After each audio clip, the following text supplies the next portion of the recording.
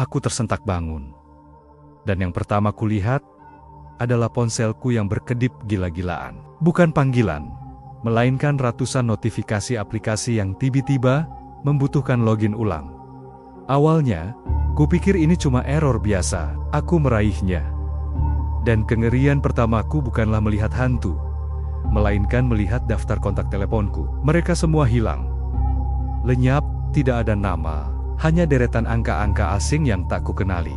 Seolah aku baru saja membeli ponsel ini kemarin. Kupikir, ini pasti hanya glitch sistem terburuk dalam hidupku. Dengan tangan sedikit gemetar, aku menekan nomor ibu satu-satunya. Nomor yang kuhafal di luar kepala. Nada sambung, berdering normal. Memberiku sedikit harapan. Tapi suara yang menjawab di seberang sana, meskipun itu suara ibu, terdengar datar, steril, seperti robot yang sedang membaca naskah. Maaf, siapa ini? Saya tidak mengenal Anda. Anda menghubungi nomor yang salah. Jantungku seakan berhenti berdetak. Aku menjauhkan ponsel itu dari telingaku. Itu suara ibu. Tapi bagaimana bisa suara ibu sendiri memanggilku dengan sebutan, "Pak, Anda siapa?" Aku berjalan terseok ke kamar mandi, mencoba menenangkan diri.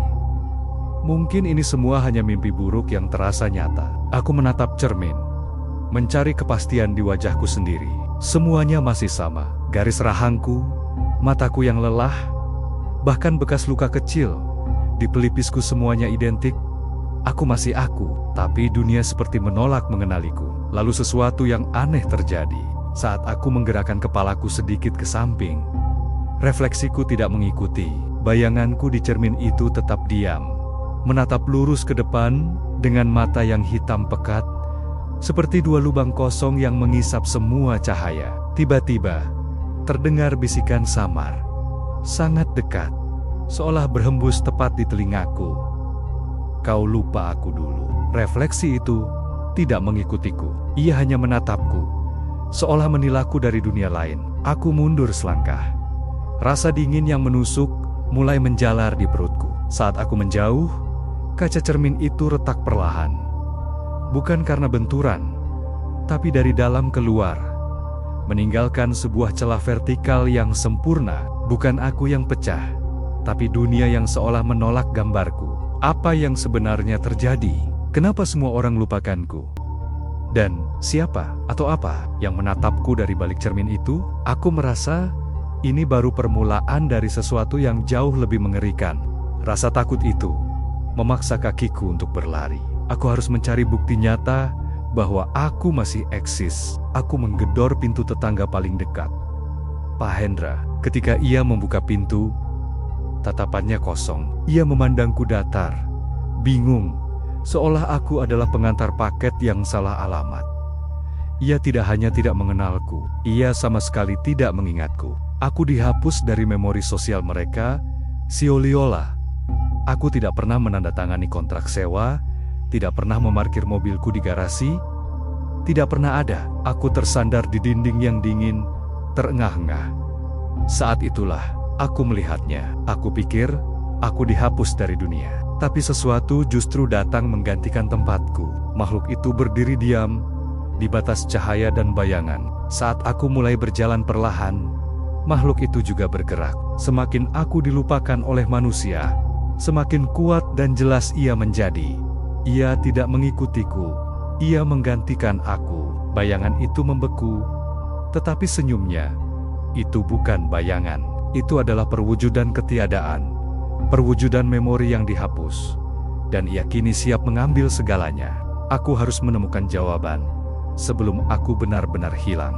Aku kembali ke bukti terakhir yang tersisa dari masa laluku, flash disk yang entah bagaimana berhasil dipertahankan. Aku mencolokkannya ke laptop dan mencari folder yang tadi terlewatkan. Aku menemukan folder baru bernama Project Eksistensi.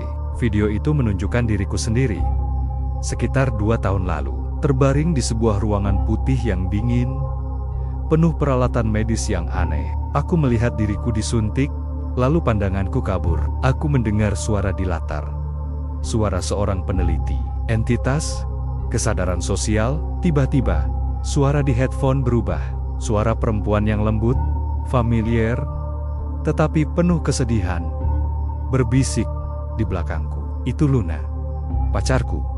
Dia meninggal 2 tahun sebelum aku bertemu Danu. Matanya menatapku, penuh kerinduan. Jika dunia melupakanku, setidaknya ada satu orang yang tidak. Namun, kengerianku baru saja dimulai. Aku tidak tahu bagaimana dia ada di sini. Tetapi fakta bahwa dia adalah satu-satunya yang masih mengenalku terasa seperti jangkar di tengah badai ketiadaan. Wajahnya dingin, sedingin udara yang mengalir dari luar jendela. Aku bertanya padanya, mengapa semua orang melupakanku dan mengapa dia mengirimiku pesan. Aku satu-satunya yang masih mengingatmu, Arka. Karena aku tidak pergi. Kami tidak pergi? Kami? Siapa yang dia maksud? Aku mulai merasa bahwa dia bukan hanya arwah. Dia adalah sesuatu yang lain. Aku mengulangi namanya, Luna. Tetapi dia memotongku. Matanya yang hangat tiba-tiba memiliki kilatan hitam yang akrab. Tidak, Arka. Aku bukan orang yang kau ingat. Aku bagian dari dirimu yang dihapus. Mereka tidak bisa menghapus kita sepenuhnya. Jadi mereka meninggalkan satu sisa. Aku adalah sisa kesadaranmu yang tersisa. Dinding mulai bergetar.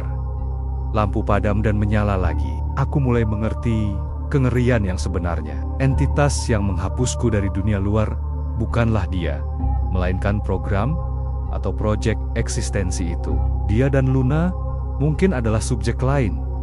Atau mungkin mereka adalah bagian dari entitas yang mencoba mengambil alih realitas. Entitas itu bukan datang untuk menghantuiku. Ia datang untuk menggantikan tempatku. Dunia tidak membutuhkan dua kesadaran yang sama. Dan untuk menciptakan yang baru, yang lama harus dihapus. Luna adalah ingatan terakhirku yang menempel. Dan dia mulai memudar. Aku terbangun. Pagi. Keheningan. Aku melihat sekeliling. Tidak ada retakan di cermin. Tidak ada bayangan. Dunia terasa normal kembali. Aku meraih ponselku. Semua kontakku sudah ada di sana. Aku menghela napas lega. Ini hanyalah mimpi buruk yang panjang. Efek dari kurang tidur dan rasa bersalah. Lalu pandanganku jatuh ke meja nakas. Di sana, sebuah foto diriku dan Luna. Kami tersenyum, tapi ada yang salah. Wajah kami berdua di foto itu hilang. Hanya siluet kosong. Tiba-tiba, ponsel bergetar. Sebuah notifikasi baru masuk. Subjek 02. Aku menatap cermin. Wajahku masih sama. Tapi kali ini, refleksi di cermin tersenyum. Senyum itu berbeda. Lebih tenang, lebih dingin.